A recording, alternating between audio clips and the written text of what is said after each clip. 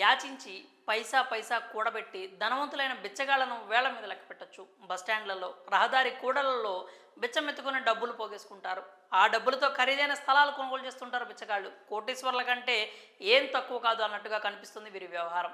ఇప్పుడు ఇలాంటి ఘటన ఒకటి చోటు చేసుకుంది. ఓ బిచ్చగాడు తన నానమ్మ జ్ఞాపకార్థం ఇచ్చిన విందు హాట్ టాపిక్గా మారింది. విందు ఇవ్వడంలో పెద్ద విషయం ఏముంది అంటారా? ఆశ్చర్యపోయే విషయం అక్కడే ఉందండి. బిచ్చగాడు ఆ విందుకు చేసిన ఖర్చు తెలిస్తే నోరెళ్ళ పెట్టడం ఖాయం. ఆ బిచ్చగాడు ఏకంగా 1,25,00,000తో విందిచ్చాడు. 20,000 మందికి నోరూరించే వంటకాలతో విందు ఏర్పాటు చేశాడు. సంపన్నుల కుటుంబాల్లో మాదిరిగా బిచ్చగాడు విందు ఏర్పాటు చేసి వార్తల్లో నిలిచాడు. చుట్టూ 4 ఊర్లు చెప్పుకునేలా బిచ్చగాడు ఇచ్చిన విందు సర్వత్రా చర్చనీయాంశం అయింది. ఈ విషయం తెలిసి కోటీశ్వర్లు కూడా ఆశ్చర్యపోతున్నారు. సాధారణంగా బిజినెస్ టైకూన్లు, సంపన్నులు ఇలాంటి విందులను ఏర్పాటు చేస్తూ ఉంటారు. కోట్లు ఖర్చు పెట్టి విందిస్తారు. కానీ ఇప్పటి వరకు ఓ బిచ్చగాడు ₹1,00,00,000తో విందు ఏర్పాటు చేయడం ఇదే మొదటిసారి. ఈ సంఘటన పాకిస్తాన్లో చోటు చేసుకుంది. పూర్తి వివరాల్లోకి వెళ్తే పాకిస్తాన్ పంజాబ్ ప్రావిన్స్లో ఓ బిచ్చగాడి నానమ్మ ఇటీవలే మృతి చెందింది. ఇతడు స్థానికంగా బిచ్చమెత్తుకుంటూ జీవనం సాగిస్తున్నాడు. అయితే తన నానమ్మ గుర్తుగా అతడు విందు ఏర్పాటు చేయాలి అనుకున్నాడు.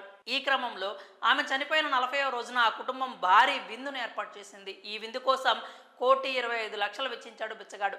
ఈ విందుకు బంధువులు, స్థానికులు హాజరయ్యారు. పంజాబ్లోని పలు ప్రాంతాల నుంచి ఈ విందుకు హాజరయ్యేందుకు వేలాది మంది తరలివచ్చారు.